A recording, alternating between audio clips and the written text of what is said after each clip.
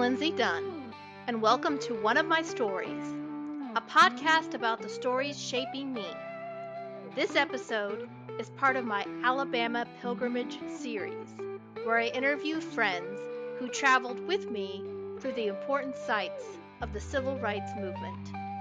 Each episode, one pilgrim shares their memories and reflections from the trip, starting with myself. We hope you will enjoy listening to each of these stories. If you would like to learn more about the Alabama pilgrimage, contact Durham Cares at durhamcares.org. And now, on to our show.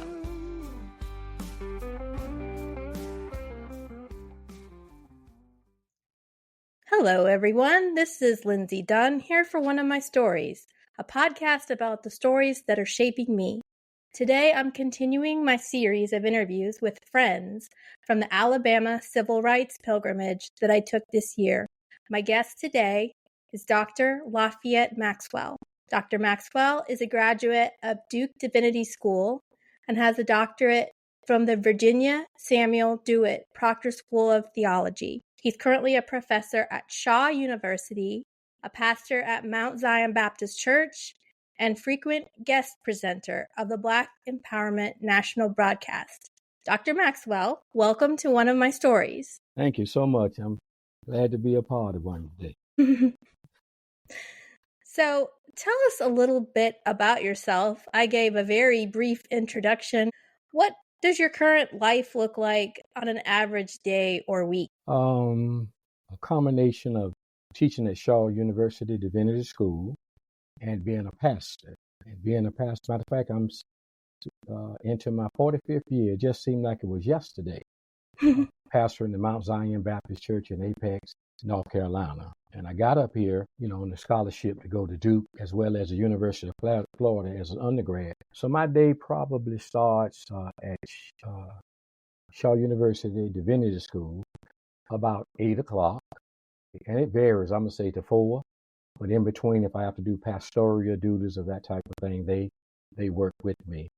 And my also involvement in community affairs in Durham and other places. Mm-hmm. Well, you're obviously very involved in the community with all the things that have been mentioned. What do you think drives you at the heart of what you do? Like, why do you do what you do? Why do you spend your day doing what you do? What drives you to get out there and be a pastor, be a professor, be a teacher? What is important to you? I love people, and my upbringing also shaped me too. In Black Bottom, that beloved community. Historically in America, many places where African Americans, I didn't know this when I was a little kid, it was called Black Bottom, a place where we had our own self-employment and how we look out for each other. There was always an elder in the community who watched over the community. We did not have to lock any doors. None of this happens now. And one thing that was unique to it, if you done something wrong, that elder could spank you. You cannot do that now because you had relationships with the people. And so these things helped to shape me. If you had, they say Black Bottom, one step from the bottom, but it taught me how to love.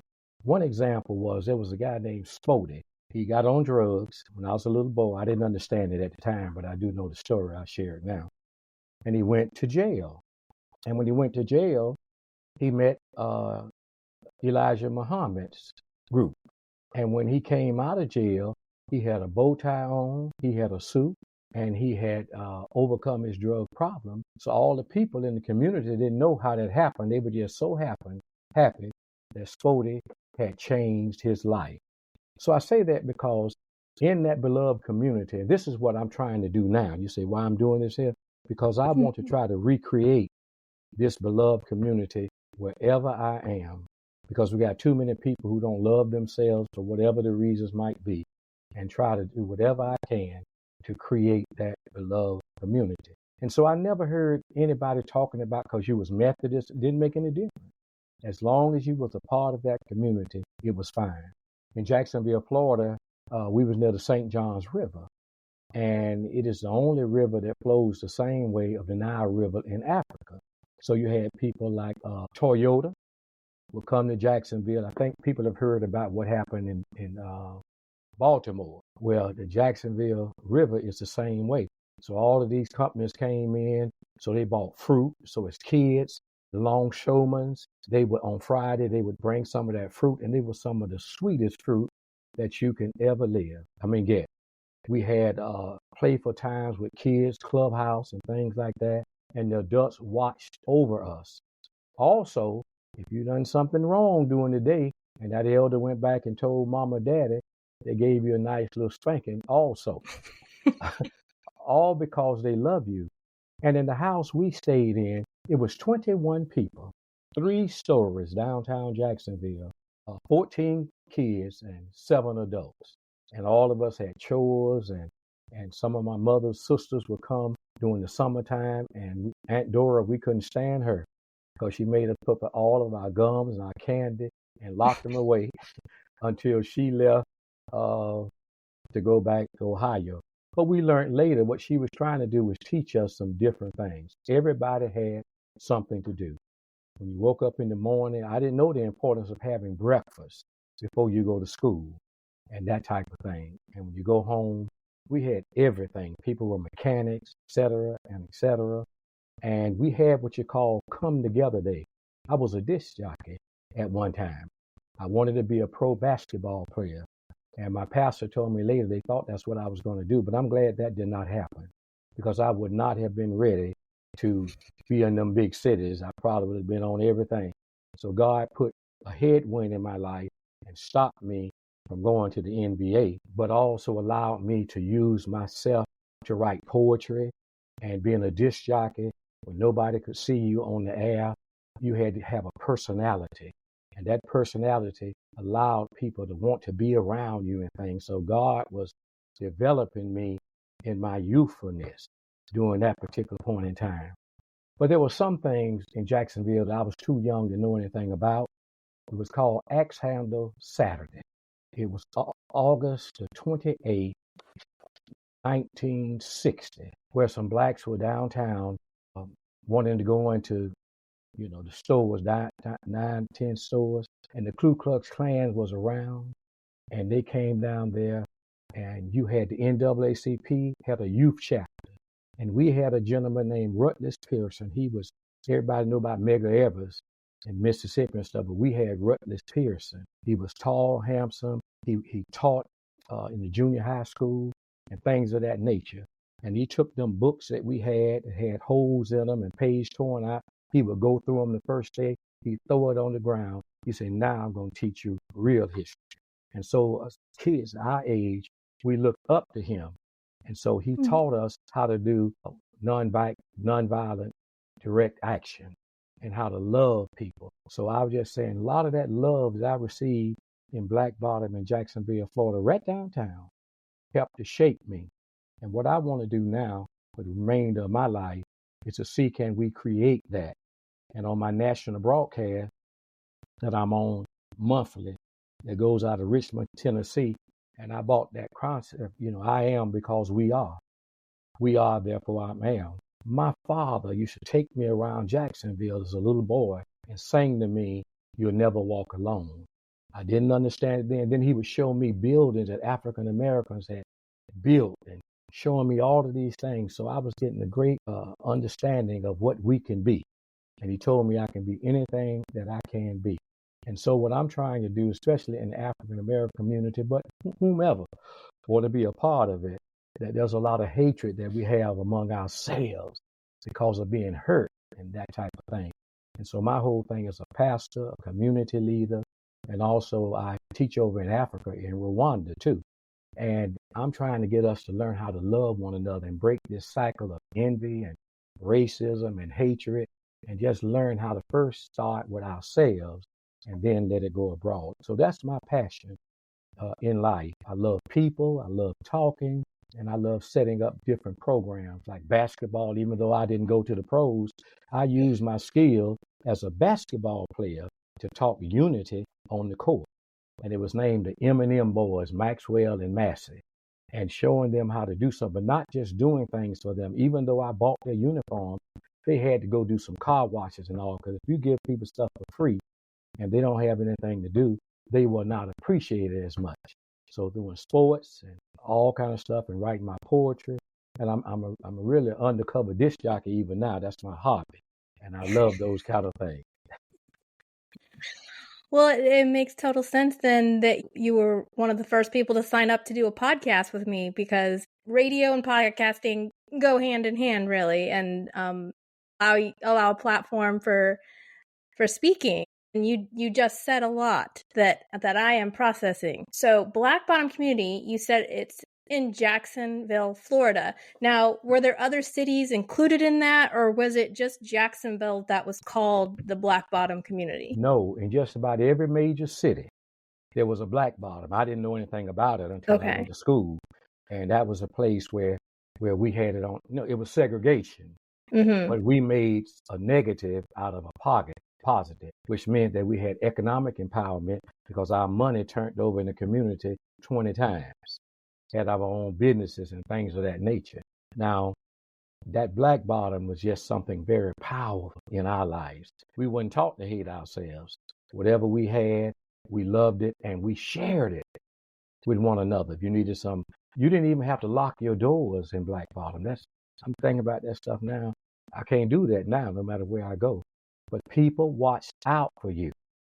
So they were all around the country. Okay. So you talked a little bit about, you said a lot about your childhood, but do you remember what your understanding, did anybody teach you about race, and what did they teach you? How did you absorb it? Were there any explicit lessons, or was it all implicit and things that you absorbed through just observation and like learning from what people did? I think it was a combination of both.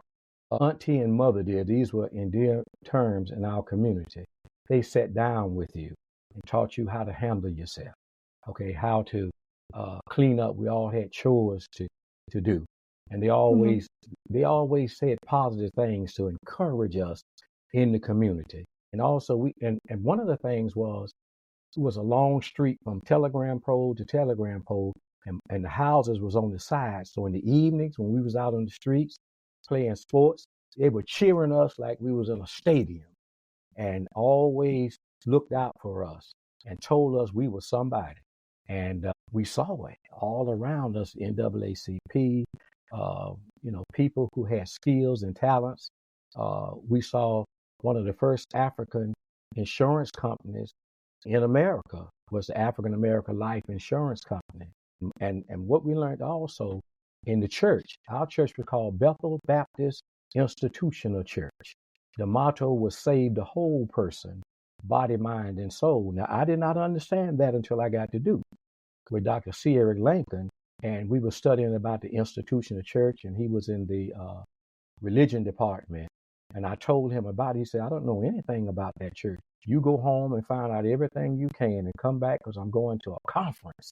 And if you come back and you don't give me the right information and these scholars tear me up, you're going to get an F. He say, but now if you give me the correct information, I'm not going to give you any money, but I'm going to pass you in class. So he encouraged me. I went back home to see that Althea Gibson honed her skills on a court. That institutional church means save the whole person, body, mind, and soul. We had a chauffeur training, police training. So that church became the employment agency for whites to employ us, because we were doing a lot of these kinds of things. And so sports was very important, but also going to Sunday school. And they showed love to you. We had our own choir, and we had a play called Tell It Like It Is. So they always had things for us. We had a youth fellowship choir, and we had a youth fellowship prayer meeting where our pastor, he would come in and he would have a walking suit. He didn't have no suit on, and his office was next to us. And when he would let us do things. And at the very end, he was cool and dapper, and he would come out and say something. Also, he let us have parties. He said, I don't want them out there in the streets doing all this kind of things. So we would go to their homes and stuff. He allowed those things because I found out later he liked dancing. He was a military man and those type of things. And he had a pool table downstairs. So we would go to his house, which was next to the church, in the evenings for two reasons. We go down there, we play pool and ping pong, but his wife could cook. And once we did all of those things, they made us feel like we were somebody in the church. Even though that church was what we used to call a bougie church, it was something about the pastor. He came from the same place we came, and he always treated us with love and affection. I love him now. He's 97, still active, and he's doing what you call a retreat, silent retreat. And I go every year to refresh myself, to continue, because when you're doing the type of work I'm trying to do, you got to pause where you don't say anything, but you learn, you exercise and those type of things. And he always let me, the last day, give the last message to the group. And it has helped my health and everything else. I was 250 pounds. That was too much. But because being around my pastor, losing that weight, people see me now, say, something wrong with you? I said, no, when I was fat Santa Claus, I was all right. But now that I'm eating properly and everything going back to my fruit, something got to be wrong. I said, Lord. But those were the things we did. We done plays at Christmas. They made us feel like we were somebody in the community, at church, and even at school. Well, it sounds like you had so much love and care poured into you, and you are now wanting to impart that love and care to other people. How do you think the best way is to love people? First of all, loving yourself. You can't teach love if you don't love yourself. And there are two people that have been very impactful in my life and with my students. I've shared one of them is Howard Thurman, and the other one is Dr. Martin Luther King. We know him. And so Dr. Thurman was the teacher for Dr. King. And he had a message called The Three Dimensions of a Complete Life. I have a piece of it here now. The length of life, the breadth of life, and the height of life. The first one was in the illustration. He says a sense of selfish dimension, he said, but having a peace of mind and learning how to love yourself. And he said when he was in college, majored in sociology. And there was a guy named Leaf Kane in that class who could do his work like him. I'm glad he used a negative example. And he was trying to be like Leaf Kane. And the more he tried to be like Leaf Kane, he was flunking out. And Dr. King said he had a better mind than me. That wasn't true. He just had been equipped with stuff early. And my family did the same thing. They didn't just give us bicycles and tricycles. They gave us a skeleton and the different parts. So when I went later on to the University of Florida, and I had that 1 hour class, and the final exam was 55 stations, and you had 1 minute at each station. And folks would go to Harlem, but I wasn't in this better than anybody, but I was exposed to something. So I was able to go through that. And that's what I'm going to do, is expose to people that you can be some. Number one, the first dimension is having a healthy concept of yourself. Secondly, Dr. King said, but don't stop there at that dimension. Have concerns for other people. And he put something together about when you look around, every race of people have made a contribution to the world. I've never forgot it. And so we need one another. And the last dimension was with God. And I used to wonder why he said the last dimension, God, because he recognized that we had to learn to love ourselves. Like the scripture says, love your neighbor as you love yourself. But then don't make it selfish. Be concerned about other people. And then lastly, your reach for God. Now, he got his information from Mr. Howard Thurman. Dr. Howard Thurman was his teacher.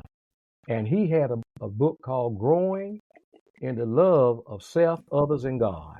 He said, now, what happens is we are like a collage. We got a little bit of this and a little bit of that, but we really don't know who we are. I'm my mama's son. I'm my da-da-da-da-da. And he taught how you need to learn to love yourself, because you're the only one that's going to be on this planet exactly like you. And always have a crown on your head that it takes you a lifetime to reach it. And if you don't like yourself, the way you look or whatever it is, you are tempting God to destroy you. because he said he wasn't saying God was going to destroy us. But what he was saying is, you got to learn how to love yourself. That's important. And he had the same dimensions that Dr. Martin Luther King had, but he had it on a more personal level. And all of my students, this is not brag, it's just a fact. Years will go by, and they'll come out and say, Doc, you were the best teacher I ever had. So why do you say that? Because you taught us how to love ourselves. And boy, I need it at times even now, because life can get rough. So my students come along and encourage me also. And when I teach, we use illustrations and examples. You don't just sit in the class and look at something. You got to be involved. And so I'm a creative learner. And even as a pastor, I'm creative even in that, getting people involved while I'm teaching and while I'm preaching. By accident, I came across that. I was teaching Bible study. And I said, Miss Raines, would you stand up here with me? And, that the people could see it. The next Sunday, I noticed they continued to identify with that biblical character to somebody in the church. And so I've just had a lot of adults who encourage me. And I want to share that with others. I feel like we've gotten a really solid picture of who you are. Let's focus our attention now on the pilgrimage. So I'm curious how you heard about the pilgrimage and why did you decide to go? Okay, glad you asked that question. Bill Turner and Clarence Newsom, they were what we call preceptors. They was working on their PhD at Duke, okay? And Gino became the pastor of the church that Bill Turner is the pastor now. And I used to go to that church. And it was Bill Turner who told me about the pilgrimage. And just on his recommendation, I wanted to be a part of it. And it's one of the best things I've ever been a part of, I'm telling you. What did he say about it that made you want to go immediately? Well, he said, Lafayette, you have to be in the community, not just your community, but the community at large, and learn about people so you can be beneficial, so you won't go around hating on people and coming up with all the negative things that you say about people. You need to be in a positive atmosphere. And that's how he was. He would ride a bicycle to Duke. He was not ashamed of that. And the students loved him because he was so down to earth with us. And once he told me that, it was a go. And this year, you said it was your second time going on the pilgrimage, correct? Yes.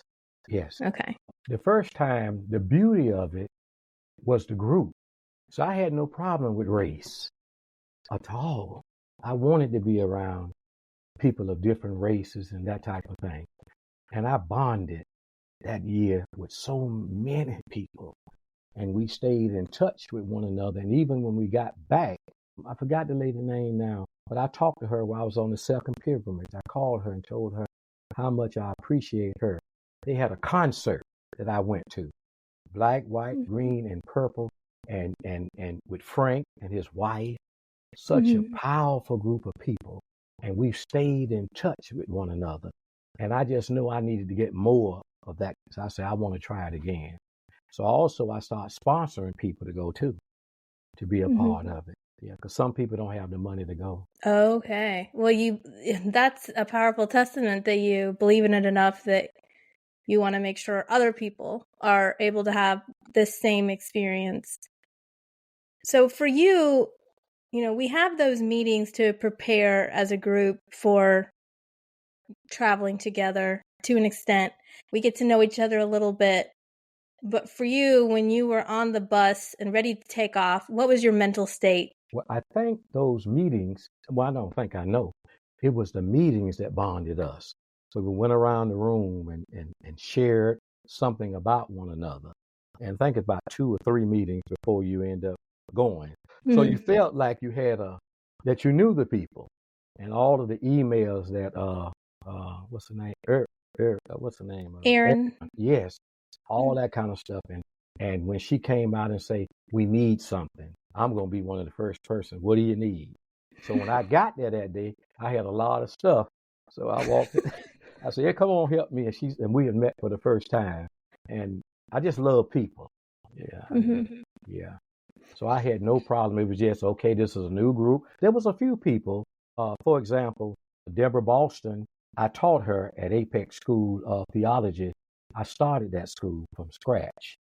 Who else? Let me see. You asked a question about did I know If you already anybody? knew anyone in the group, yeah, that's what you're. Yes, I was looking for some notes here. Deborah Boston, Sarita Williams, Linda Turkentime. It was her and her boys for that second trip. They were outstanding on Mm-hmm. that second trip. So the power for me was just not the places we went, but the fellowship of the people. And folks Mm-hmm. would come up to me because they didn't know where I was. They thought I was from Africa, I guess, because I had my little garb. But it was a talking point for people. Mm-hmm. And Frank asked me, say, how do you keep your pants and stuff so clean? I said, I was taught how to iron. And he started laughing. And so I've grown to meet a lot of people. And that song that you sang too, one about yes sir, and The that's what song made I me sang. yes sir. That was one reason I say I want to learn about these podcasts and be a part of it. So you mentioned how the relationships that you make along the way are what kind of stands out for you. But for the pilgrimage this year, were there any highlights for you that really stood out as being memorable? Yes, and Birmingham. I jot down some notes. The Keller Ingram Park. When you see it on TV, it looks like it's so big, but when you go there, and I took pictures, and I met people that I did not know that was there, and I learned something through what we call the foot soldiers. That was Mm-hmm. another reason that I wanted to go back. I wanted those ladies getting older now, and I wanted to be around them foot soldiers, and all of that information that they shared with us. And both trips were similar, but there was some uniqueness in every one of the trips. And one of them was I didn't know I had a member when we was in Jackson in Salem. We had folks that were kin some of my members in the church. And I found out about it and got in touch with them and had them to come to Durham to share some information. And one of the things that was important for me, the other trip, was we were in that same place with the foot soldiers. And everybody wanted to say something. I waited because I always like to listen first before I was talking. And I talked about the Jesus of Nazareth. That comes from Howard Thurman. You never heard of him. And he's got a book called Jesus and the Disinherited. He was in Mm-hmm. Daytona Beach, and racism was in Daytona Beach. And his father was on the Pullman Porters. So when his father died, the lie was that the pastor didn't want to do his funeral. Well, no. It was an evangelist that was in town, and he was saying so many negative things about Dr. Thurman's daddy. He said, Grandmama, you don't know my daddy. She don't worry about it. And so he got turned against Christianity. But here's the thing about that Bethel Baptist Institutional Church where I came from. The story, and it's on YouTube. He was going, he got to the bus station, but he didn't have enough money. And all I knew was somebody gave him some money. I said, Lord, I hope it was one of us. Gave us the and it was. He told it himself. And he went to Jacksonville, Florida, to the Bethel Baptist Institutional Church. Motto was save the whole person, body, mind, and spirit. And it was in Jacksonville that he heard about Jesus of Nazareth in the Bible. Gave him a Mm-hmm. whole take. And that's when he wrote that book, Jesus and the Disinherited.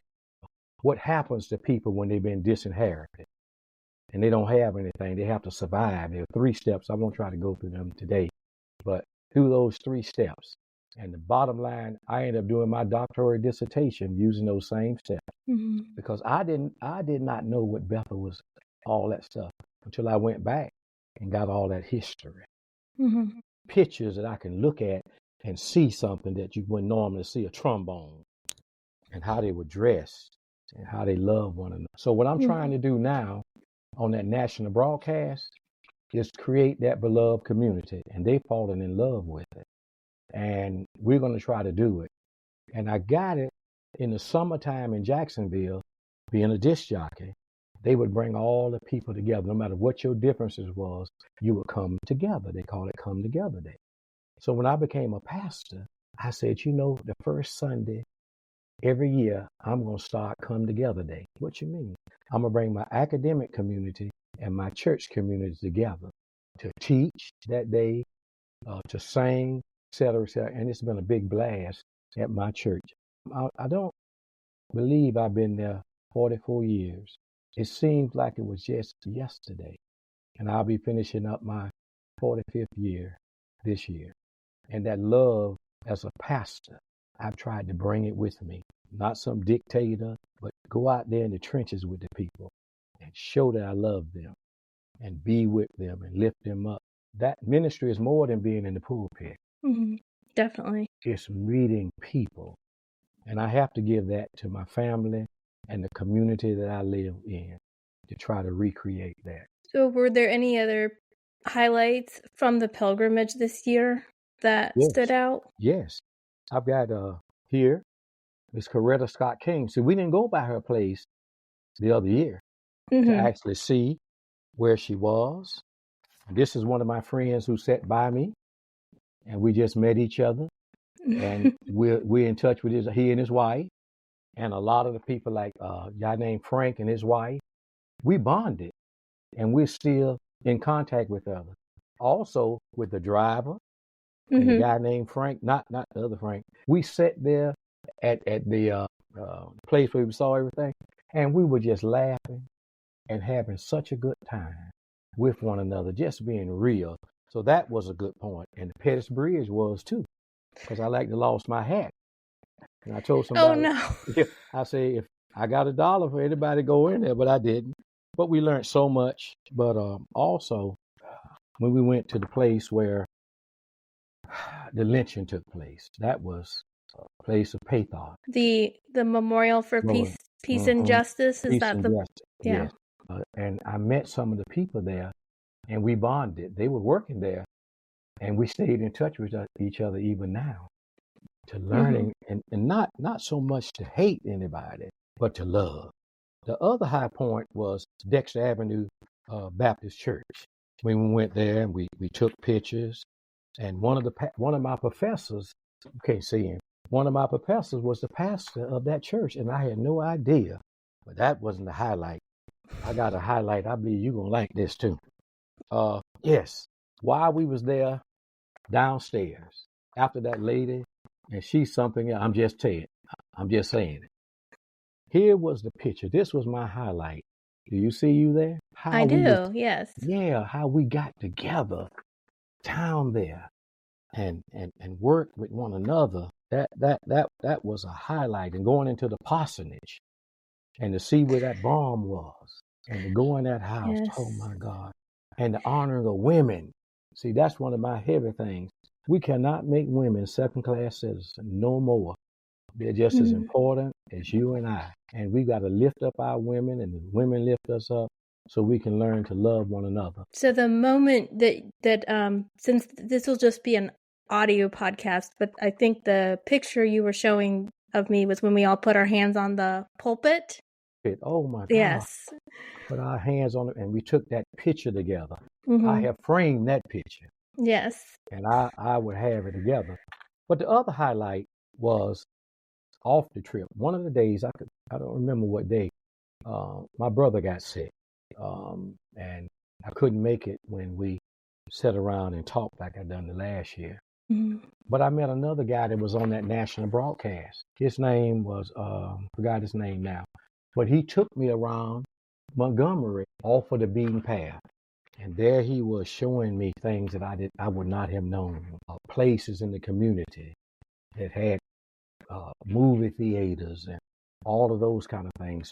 So I took pictures, burial societies we had, and I'm gonna make a PowerPoint, a portrait of Rosa Parks sitting in victory. But also, I found out the role that women played in the civil rights movement. Dr. King was a great man, but he got, how I'm gonna say this, there were others, foot soldiers, yes, in the movement. Even Fred Shutterworth had to tell him, you need to get your gluteus maximus minimus bone up here. And most of the speakers that we heard from were women.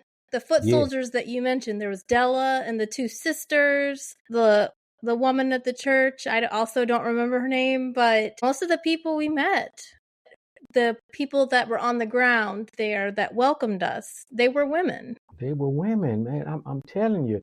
And I found out that in Claudette Copeland, this guy took me where she lived in the community. And I just snap pictures, and snap pictures so I can have something. That history is being lost, stolen, and strayed now. But those women were very important. Not just Claudette Copeland, not just Rosa Parks, but there were other women who were cooking, driving cars, and all of that there. And there's a book that's really powerful called At the Dark End of the Street, the story of Black women in the civil rights movement and all the things they went through. And so my job now on a national broadcast is to bring those women back to life so we'll know that they exist. Dr. King and the rest of the folks, that's wonderful, but don't leave the ladies out. Without them, we would never be what we are now. What are some ways, you mentioned you're making connections with people, obviously, and continuing those relationships. Are there ways that the pilgrimage has informed your work or changed what you do? Obviously, you could talk about the radio broadcast, but how has the pilgrimage impacted your life beyond just, yeah, it was great, I went, I saw it? Yes. Ella Baker name was mentioned in the pilgrimage last year and this year. So I've gone back to do a study on Ella Baker. So she's the model of how to create that beloved community. She actually started the Student Nonviolent Coordinate Committee at Shaw University. And when they did, SCLC, Dr. King wanted them up under. She said, let them have their organization by themselves. She was a person, she was not the only person, but she was in the community, living in the house. Dr. King did the same thing. And she said, if we're going to have a good movement, it cannot start from the top bottom. It's got to start from the bottom up. And when I share that information, I'm going around I'm letting her model be the model that we use, Ella Baker. And it's a couple of more, I just slipped my mind. That, yeah. What do you think that means, start from the bottom up? That means that we're the community, make the community the beloved community. Not somebody just coming in giving a speech, making you feel good at a moment, and then they leave. Well, they have to go. You ought to be trying to equip and bring the root and grow those roots right there in that community. They're there. And that's what the gentleman wants me to do, is to be sure that we do and then nobody knew anything about Ella Baker. So that's what I want to do on the ground, whatever the issues are, wherever we go. We can have specialists to go in to help, but we need to make sure that we equip the people who got to live through this when the party is over. Yeah, that really speaks to me because, this was my step, is doing these podcasts. My going beyond is I experienced this, and now I want to tell other people what it was and what I saw, what I felt, what I learned. Inform people. You want to eventually get to action, but first we have to learn. You have to get the thoughts out there so people can wrestle with them and perhaps take action. Yes. And it don't just work here. I had an opportunity to do a commencement address at Apex School of Theology. And when I finished, I use illustrations too, where people can see what I'm doing without illustration getting in the way of what I'm doing. And when I finished, Dr. Barber was there. I knew Dr. Barber. He was a teacher at our school. He said, Max, I've never heard anything like that before. And when I got ready to leave out, some of the Africans out there playing music. And when I walked out, they said, that's him. If you go to Africa, all of Africa will follow you. I say, follow me? For what? Because you bring the word down to earth. Well, that was 2:14. Well, 2:18, I got the trip to go over there, Rwanda. I got scared. I said, well, I'm going to find out. But I use that same message, but I use it in their cultural context. And it was the bomb. And it comes out of Isaiah 48. The grass withereth and the flower fadeth, but the word of our God will stand forever, standing on the word of God. The historical Jesus now, the one who said, the Spirit of the Lord is upon me preach the gospel to the poor, to give sight to the blind. I don't want that. I say, that's the historical Jesus. If he was here today, that's where he would be hanging out. And he is my mentor, Jesus the Christ, Son of the living God. And so I've come back, and they want me to come back over there again to continue. So I know it works, not just in Black Bottom, not just here. It can work anywhere if I can get people to learn to love themselves. 1 Corinthians 13. Or the other one, greater love has no person than this, that they lay down their life for a friend. When my day is gone, I told, and you're going to put anything on my tombstone, just say, Lord, I tried. That's all.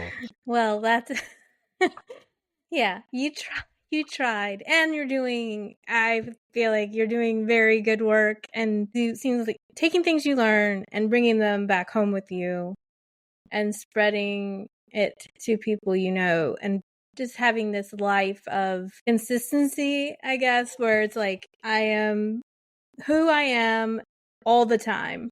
All the time. Yes. African religious philosophy, I am because we are. We are, therefore I am. You can have your I, but you got to put the we in the I. Right. None of us can do it all together, and we're not going to be here long, but if we can just drop seeds and they germinate. I love what I do. I hope it's coming through. Yes, it is coming through. So is there anything else you want to share with the listeners? You got this platform here. You know, you've said so much already, but before we close, is there any final word you want to impart people with? Yes. You are somebody. It's not just a cliche. You are somebody. When God made you, you're the only you that he's ever made. And if you try to be a carbon copy of somebody else, you can never be like the original. You are already the original. So learn that uniqueness that's in you. Find it, like Howard Thurman says. It's already in you. It's germinating, but you got to do your best to be your authentic self and not try to be anybody else. That's a good word. So if people were interested in following you, do you have any platforms where people can connect with you that you would want to share? If not, I'll drop the question. No. I was just trying to think. Oh, yeah, I don't mind people. I say to L Maxwell at nc.rr.com is fine with me. My direct number is 919-656-9067. And Lindsay's going to help me to do a podcast. And we'll have something else. And you're on LinkedIn as well, so people. Oh, I didn't know that.